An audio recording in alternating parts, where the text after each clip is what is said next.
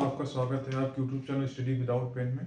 हम लोग हिंदी की आज क्लास लेंगे जो यूपी पुलिस, यूपीएसआई, कांस्टेबल और जिसमें ये हिंदी आती है तो उसमें ये वर्णमाला जो है वो आपको हम पूरा समझा देंगे, पढ़ा देंगे। इसमें अभी वर्णमाला पढ़ेंगे और अघोष, महाप्रमाण ये क्या है इसको इसके बाद में बताएंगे, तो इसको पहले समझेंगे, ठीक है। तो ये देखिए, ये तो स्वर होते हैं वर्णमाला में। देखिए एक चीज और समझ लीजिए, एक चीज पहले समझ लीजिए, वर्ण क्या होते हैं। सबसे छोटी जो संख्या वो होती है वो वर्ण होते हैं। यानी कि वर्ण क्या होता है, जैसे मैं मान लिया रा है, जा है और ता है, ये वर्ण। अब इसमें शब्द क्या हो जाएगा, शब्द अगर लिखेंगे शब्द हो जाएगा रजत। ठीक है, इसको समझना। तो पहले वर्ण आएगा, फिर क्या आएगा, शब्द आएगा। अब शब्द के बाद वर्ण आ गया हमारा, जैसे कि हमारा स्टार्ट होगा, जैसे हमारी हिंदी भाषा का जो विकास हुआ है कैसे हुआ, संस्कृत हुआ है, फिर पाली आई, फिर प्राकृतक आई, फिर अवहंस और फिर अवहट, ये फिर आप हिंदी ऐसे मतलब कि आई। तो ध्वनि के बाद अक्षर आ जाएगा, सॉरी वर्ण आ जाएगा, वर्ण के बाद ये शब्द आ गया। अब मान लीजिए हम पद, पद क्या लिखेंगे, पद क्या हो, रजत का मतलब क्या है, लिख देंगे रजत एक लड़का है। ठीक है, अब वाक क्या लिख देंगे, मतलब रजत स्कूल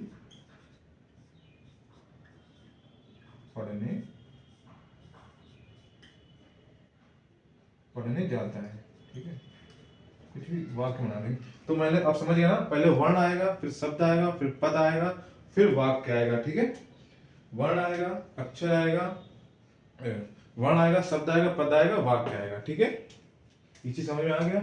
अब देखिए, तो हमारा जो वर्णमाला में है, तो वर्णमाला में कितने वर्ण के भेद होते हैं, 3 होते हैं। एक स्वर होता है, एक व्यंजन होता है और दूसरा क्या होता है, अयोग भाव।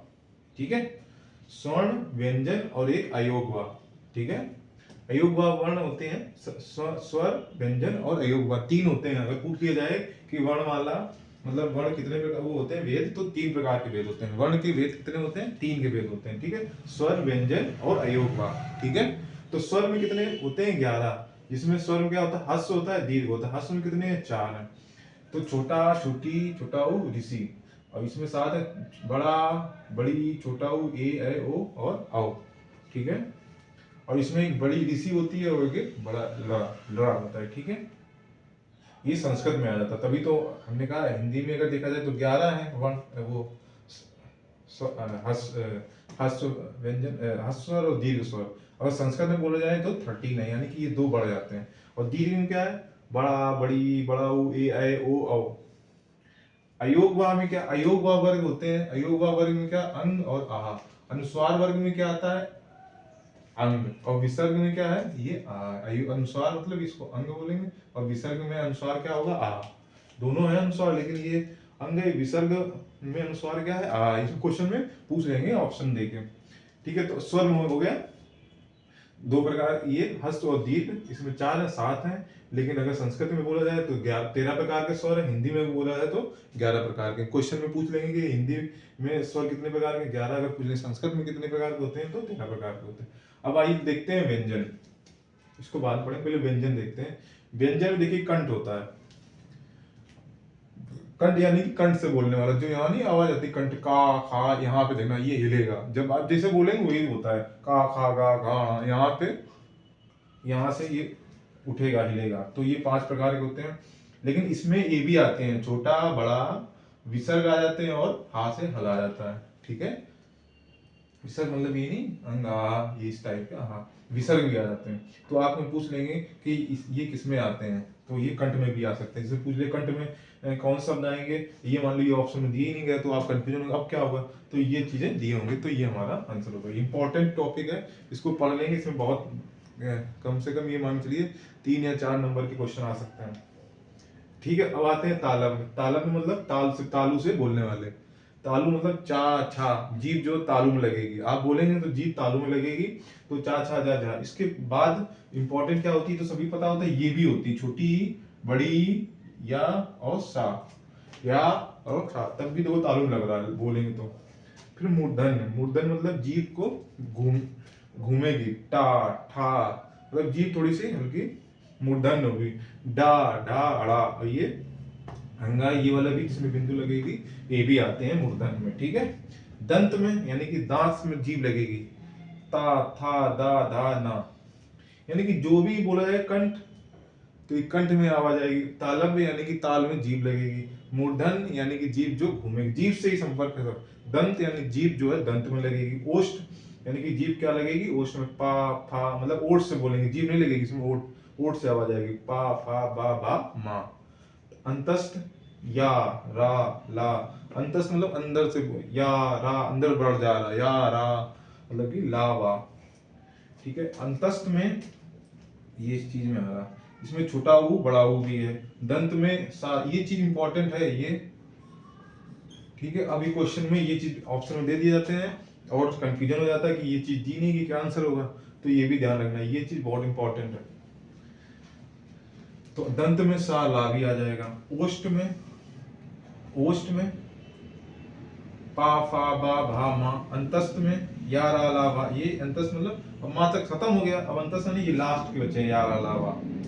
फिर ऊष्म में क्या, सा सा सा हा, ये ऊष्म व्यंजन है जो मतलब ऊष्म निकल होती है। कंठोष्ठ यानी कंठ और ओष्ठ से मिलकर बने होते हैं, तो ये ए है, ये दो प्रकार। लेकिन व्यंजन जो हो गए हैं, व्यंजन ये हमारा ऊष्म तक हो गया, ठीक है। फिर उसके बाद संयुक्त व्यंजन आ गए, छा त्रा ज्ञा और श्रा, तो इसको देखो ब्रेक करेंगे, इसको कैसे तोड़ देंगे। अभी देखो छा है, इसमें का देखो बन रहा है, बन रहा है, इसको से बनेगा का, तो का और फिर शा फिर आ, इसे याद रखने के लिए बता रहे, त्रा है तो तारा त्रा, तारा आ, ये ज्ञा तो इसमें देखो जा बना है तो जा, तो एक ये यहाँ भी बना है, ये देखो यहाँ बना है तो यहाँ और आ, ऐसे याद करेंगे। जैसे शाह है तो ये देखो शाह वाला ये बूंदी बनी है, तो इसको सा बना देंगे, ये देखो सा बना, तो सा बना, एक में रा भी बना है, ऐसे देखो रा भी बना देंगे, तो रा प्लस आ, ऐसे याद करेंगे। इसको क्वेश्चन में आ जाता है कि इसको कैसे, इसका क्या है, मतलब इसको किस तरह लिखेंगे, तो ऑप्शन में होगा इस तरह होगा, जो आपको सही होगा वो आपको लिखना पड़ेगा, तो ठीक है। तो व्यंजन कितने हमारे 41, इसमें देखो ये कितने हो गए, यहां तक देखो 5 5 10, 5 5 10 25 30 35 और नहीं सॉरी 5 10 15 20 25 27, 27 4 31, 31 4 35, 35 और 4 39, और ये आलिंग यानी कि अयोग जिसको बोलते हैं आजत, सॉरी क्या बोलते हैं, आगत, आगत शब्द भी होते हैं इसमें व्यंजन में, जो ये जा और फा होते हैं, आगत, ये जा और आगत, आगत व्यंजन, तो ये जा फा भी होते हैं, लेकिन हिंदी में नहीं यूज किए जाते हैं, इसको हिंदी में नहीं यूज किया जाता है, लेकिन व्यंजन में आते हैं, तभी 41 हो जाते हैं। तो 39 हो गए थे यहाँ तक, और दो ये हो जाते हैं आगत, आगत व्यंजन, तो ये जा और फा है, लेकिन हिंदी में नहीं यूज होते हैं, तो ये 41 हो गए। और ये दो कंठ और ओष्ठ से मिलकर बनते हैं, तो ये ए और ए हैं, कंठ और ओष्ठ से मिलकर बनते हैं। दंत और ओष्ठ से मिलकर बनते हैं ओ और। नासिक के, नासिक से बोलते हैं नाक से निकलता है। और ये है आलिज्वा, जो जीवा मतलब कि का खा मतलब गले और जीभ से मतलब अंदर तक जाती है, का ये उर्दू शब्द है, ये 5 हैं। ऐसे ये पूछ सकते हैं कि आलिज्य कौन, नासिक कौन, दंत और ओष्ठ से मिलने बलकर कौन बनते हैं, कंठोष्ठ यानी कि कंठ और ओष्ठ से मिलकर बनते हैं, ये ए और ए, तो ये चीज हो गई है, ठीक है, ये चीज समझ लेना। तो मूल जो हमारे वर्ण होते हैं 44 है, 11 और 13, उच्चारण के आधार पर 47 है, हिंदी के आधार पर 52 है, और हिंदी के आधार पर 52 है, कुल वर्ण कितने हैं 52। और इसमें देखो सॉरी ये देखो 39 था, 41 नहीं था, दो 41 लिख दिया, 39 थे, 39 हमने ऐड कर लिए, तो जो दो और ये तो 42 होते हैं, व्यंजन कितने हैं 42, तो हमारे जो 42 और 11 कितना होगा,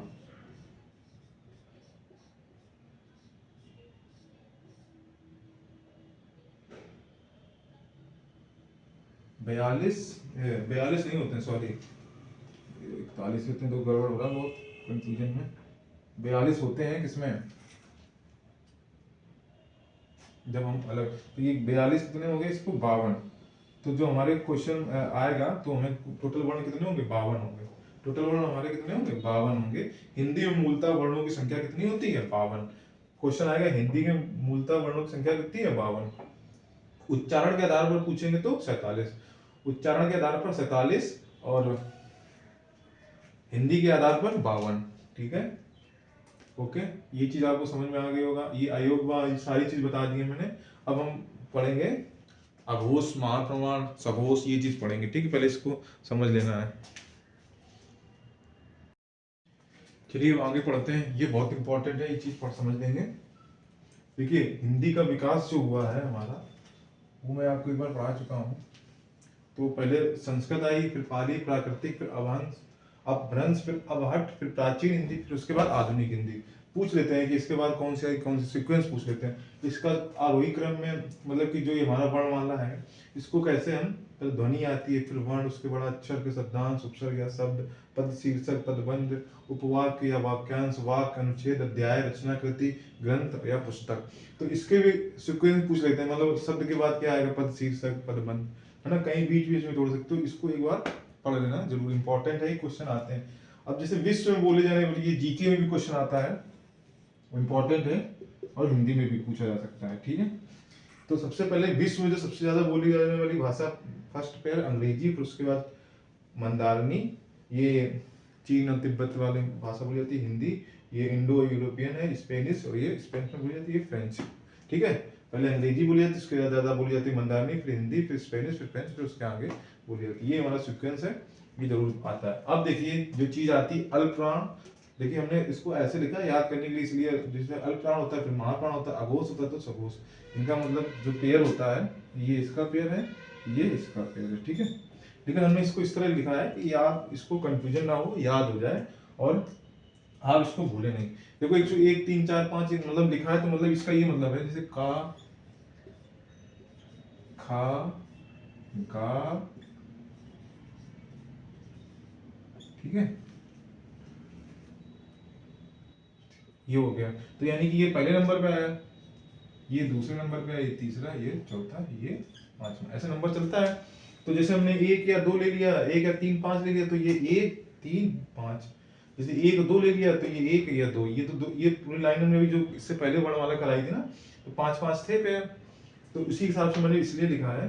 तो जैसे अल्प प्रमाण, देखो इससे कैसे याद करना है, इसमें अल्प का आ है और अघोष का आ है, यानी कि ये स्टार्टिंग, यानी कि पहला अक्षर है, तो पहला अक्षर मतलब पहला लेना है। तो अल्प मतलब 1 3 5, अल्प, अल्प मतलब विषम, तो हमें विषम लेना है। तो 1 3 5 अल्प मतलब 1 3 5 विषम लेना है। तो इसमें याद रखना कि हमें विषम लेना है, ऐसे याद करने के लिए पूछ भी सकते हैं कि विषम कौन सा है। तो अल्प प्रमाण यानी कि अल्प है, यानी आधा है, यानी विषम है, पूरा नहीं है। तो अल्प से याद रखेंगे, विषम है तो 1 3 5।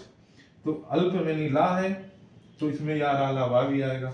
ये या रा ला वा क्या होते हैं, अंतस्थ व्यंजन। क्या है ये, अंतस्थ व्यंजन।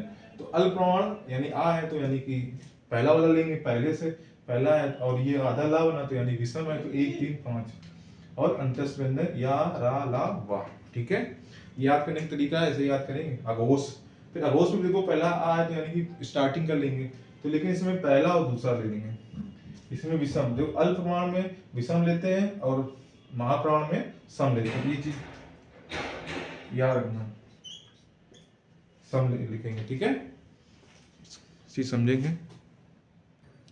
ठीक है, अल्प प्रमाण में विषम और महाप्रमाण में सम संख्या लेंगे। ठीक है, याद रखना, अल्प में आधा ला है तो विषम लेंगे, और महाप्रमाण में सम लेंगे। जब विषम ले लिया तो फिर सम लेना पड़ेगा। और अघोष में पहला है तो 1 2 लेंगे, उसके बाद 3 4 5 जो बचा है वो सघोष में ले लेंगे।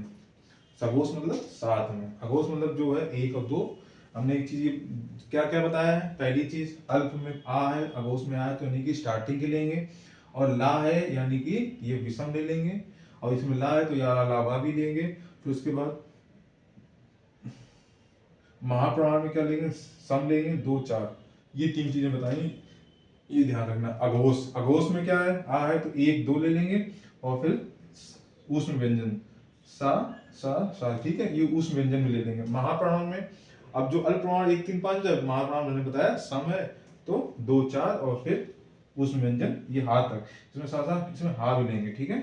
लास्ट में जो महाप्राण और सघोष, सघोष में भी क्या करेंगे, अब इसमें ये क्या ले लिया था, एक दो ले लिया था घोष में, स्टार्टिंग के अघोष एक दो, और फिर सघोष में तीन चार पांच बचे, तीन चार पांच, यानी एक और दो लिए, तीन चार पांच बचे, तो तीन चार पांच प्लस 11 अलावा इसमें भी देखो हा आएगा। महाप्राण और सघोष में हा आएगा दोनों। तो ये आपको समझ में आ गया वो कैसे याद करना है। ये चीज इंपॉर्टेंट है बहुत कि कौन सी बोली जाती है, ये सारी चीज इंपॉर्टेंट है, इसको आप सही से ट्रिक से याद करेंगे तो कंफ्यूजन नहीं होगा। वैसे आपको बहुत एग्जाम में कंफ्यूजन होगा, तो आपको अच्छा लगा तो सपोर्ट करें, और जो मैं इतनी मेहनत करता हूँ तो आप इसको हमें सपोर्ट करें। सो थैंक यू, और सब्सक्राइब करें। थैंक यू, धन्यवाद।